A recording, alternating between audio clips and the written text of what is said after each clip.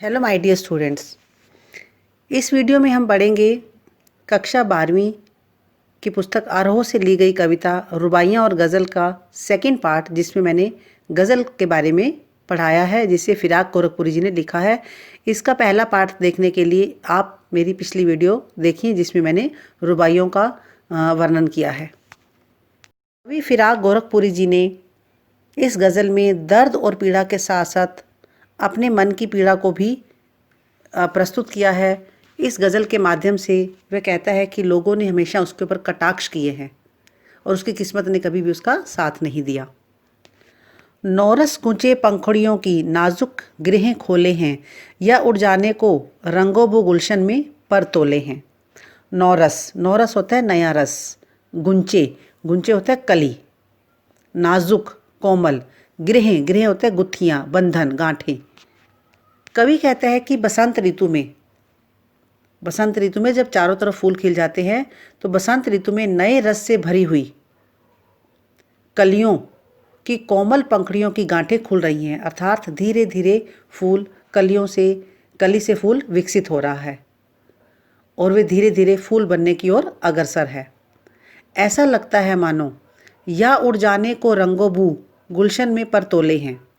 बू, बू होता है खुशबू। गुलशन, बाग बगीचा, गार्डन। पर तोलना, पंख फैलाकर उड़ना। मानो ऐसा लगता है कि रंगो बू गुलशन, रंग और सुगंध दोनों ही आकाश में उड़ जाने के लिए पर तोले हैं, अपने पंख फड़फड़ा रहे हैं। अर्थात बाग में कलियां खिलते ही चारों ओर खुशबू फैल जाती है। और कवि ने इस शेर में बसंत ऋतु का बड़ा ही सुंदर वर्णन किया है। तारे आंखें झपकावे हैं, जर्रा जर्रा सोए हैं, तुम भी सुनो हो यारो, शब में सन्नाटे कुछ बोले हैं। झपकावे, झपकाना, आंखें बंद करना और खोलना।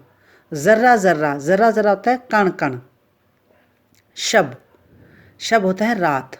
सन्नाटा, मौन, शांति, चुप्पी। तो यहाँ शायर कहता है कि रात ढल रही है और तारे आंखें झपकावें। तो यहाँ मुहावरे का प्रयोग किया है, तारे भी आंखें झपका रहे हैं।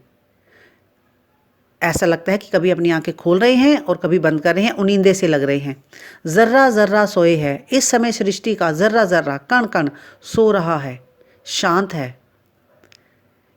इसमें कवि क्या कहता है, तुम भी सुनो हो यारो, हे मित्रों तुम भी सुनो। शब में सन्नाटे कुछ बोले हैं, रात में चारों तरफ सन्नाटा पसरा हुआ है, फिर भी ये सन्नाटा ऐसा लगता है कुछ कह रहा है। यह भी अपनी कोई पीड़ा, मन के कष्ट को, मन की वेदना को व्यक्त कर रहा है। तो कवि ने यहाँ प्रकृति के उद्दीपन रूप का चित्रण किया है। तारों का मानवीकरण किया गया है।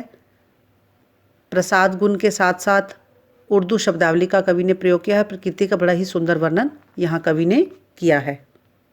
हम हो या किस्मत हो हमारी, दोनों को एक ही काम मिला। किस्मत हमको रो लेवे है, हम किस्मत को रो ले हैं। तो कवि ने यहाँ पर मनुष्य के ऐसी प्रवृत्ति के बारे में बताया है कि जो एक दूसरे के ऊपर दोषारोपण करने की प्रवृत्ति होती है। तो शायर कहता है कि हम हो या किस्मत हो, कि संसार में मेरी किस्मत और मैं खुद दोनों ही एक जैसे हैं और दोनों ही एक जैसा काम करते हैं। किस्मत हमको रो लेवे है, हम किस्मत को रो लेते हैं, लेवे लेती है। कहते हैं कि जीवन में अभाव के कारण, कमियों के कारण मैं अपनी किस्मत को दोषी मानता हूँ, इसलिए किस्मत पर रोता हूँ। और किस्मत मेरी दशा देकर, किस्मत हमको रो लेवे है और किस्मत मेरी इस दशा को देखकर रोती है। वह शायद मेरी हीन कर्म निष्ठा को देखकर झल्लाती है, क्योंकि मुझे ऐसा लगता है कि मेरी कर्म निष्ठा में कोई कमी है और किस्मत को लगता है कि मैंने कर्म नहीं किया, तो वह मुझ पर रोती है और मैं किस्मत को दोष देता हूँ कि मेरे जीवन में अभाव ही अभाव है। जो मुझको बदनाम करे हैं, काश वे इतना सोच सके, मेरा पर्दा खोले हैं या अपना पर्दा खोले हैं। कवि कहता है कि संसार में कुछ लोग ऐसे हैं जो मुझको बदनाम करे हैं, जो मुझे बदनाम करना चाहते हैं। काश वे इतना सोच सके। जो ऐसे लोग हैं जो उसके निंदक हैं, तो कवि उन निंदकों के लिए कामना करता है कि वे केवल यह बात समझ ले, इतना सोच सकें, ये बात अच्छी तरह से समझ सकें कि मेरी जो बुराइयां मेरा पर्दा खोले हैं, कि मेरी जो बुराइयां वो संसार के सामने प्रस्तुत कर रहे हैं, मेरे पर्दे खोल रहे हैं, मेरे ढके ढोल सबके सामने ला रहे हैं, उससे खुद उनकी ही कमियां अपना पर्दा खोले हैं, उससे खुद उनकी ही कमियां उजागर हो रही हैं।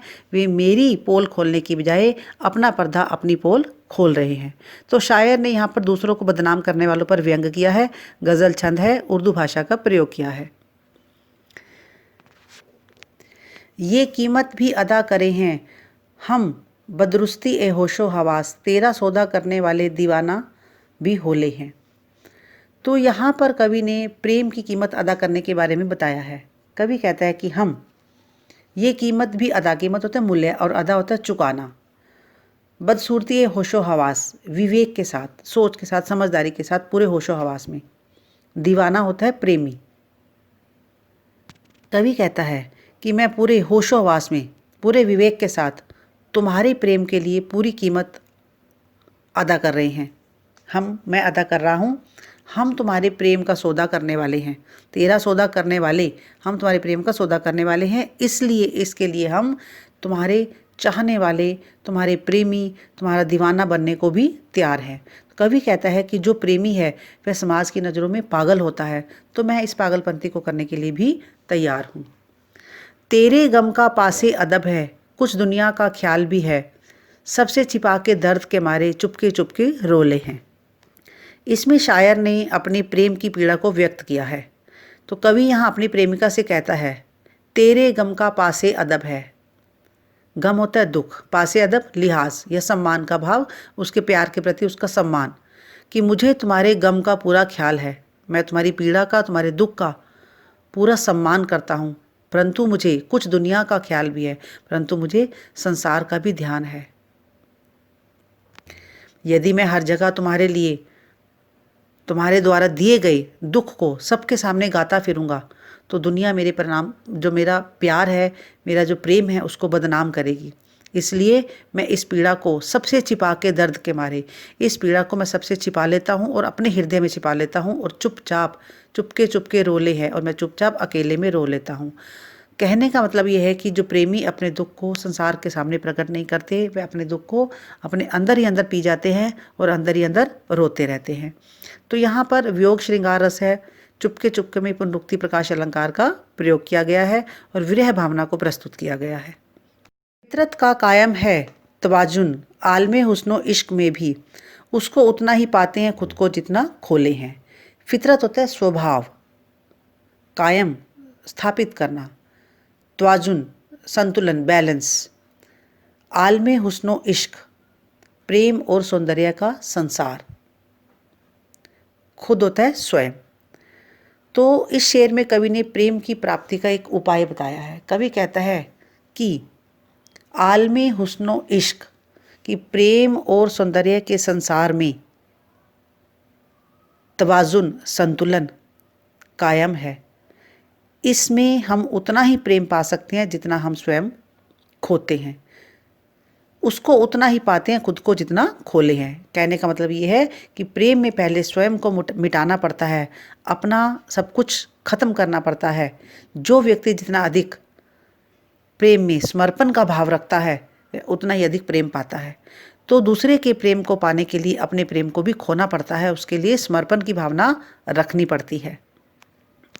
आबो ताब अशआर न पूछो, तुम भी आंखें रखे हो, ये जगमग बैंतों की दमक है या हम मोती रोले हैं। आबो ताब अशआर, चमक दमक के साथ, इसका मतलब है आंखें रखे हो, देखने में समर्थ हो।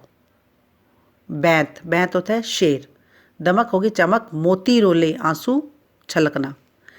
तो यहाँ कवि ने अपनी जो काव्य सृजन का आधार, जो उसकी कविता का जिस आधार पर उसने की है, उसका आधार अपनी व्यथा बताया है। कवि कहता है कि तुम्हें मेरी शेरो शायरी में जो आबो ताब अशार, जो चमक दमक दिखाई देती है, आंखें मत रखो, कहते जो चमक दमक दिखाई देती है उस पर फिदा मत हो, तुम्हें अपनी आंखें खुली रखनी चाहिए, उस पर अपनी आंखों रखो मत, नज़रें मत टिकाओ, उस पर फिदा मत हो, तुम्हें अपनी आंखें खुली रखनी चाहिए, अर्थात ध्यान से देखना चाहिए। ये जगमग बैंतों की दमक है, ये मेरे शेरों में जो चमक है वह क्या है, या हम मोती रोले हैं। वह मेरे शेरों में जो चमक है, जो एक भाव है, वह मेरे आंसुओं की देन है। अर्थात ये जो मेरी कविता में एक दर्द उभर कर आया है, ये मेरी मन का दर्द है, मेरी मन की पीड़ा है। कवि की जो मन की पीड़ा है वह उसके काव्य में दर्द बनकर आया है, दर्द उभर कर आया है। तो कवि ने यहाँ पर विरह को, अपने वियोग भावना को व्यक्त किया है। आंखें रखना में सुंदर मुहावरे का प्रयोग किया गया है।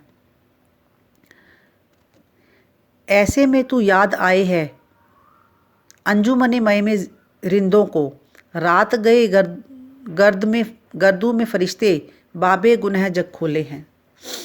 अंजुमने मय शराब की महफिल, रिंदों को शराबियों को, गर्दू होता है आकाश, फरिश्ता देवता देवदूत, बाबे गुनाह पाप का अध्याय, जग होता है संसार। इस शेर में कवि ने अपने प्रियजनों की याद का वर्णन किया है, उनकी यादों का वर्णन किया है, अपनी स्मृतियों को बताया है। कवि कहता है कि हे प्रिय, ऐसे में तू याद आए है।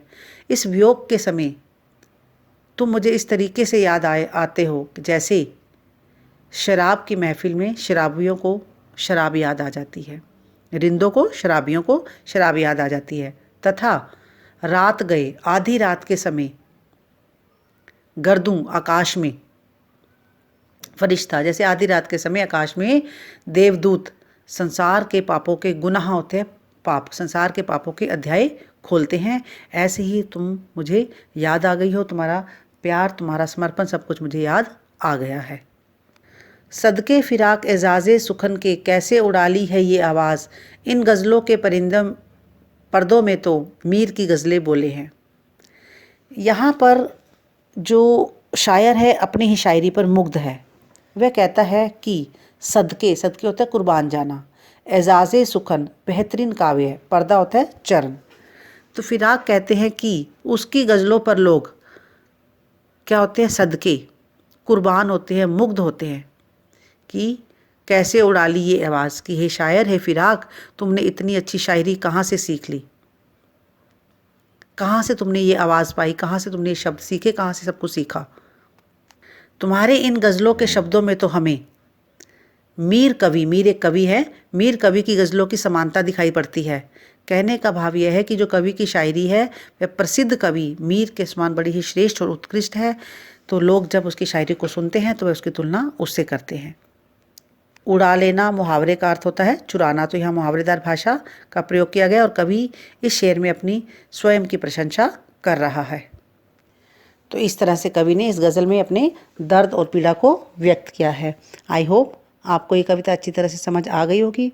आप मेरे चैनल को लाइक, सब्सक्राइब एंड शेयर अवश्य करें और बेल आइकन जरूर प्रेस करें ताकि आने वाली वीडियो की नोटिफिकेशन आप तक पहुंच सके। Thank you and God bless you all.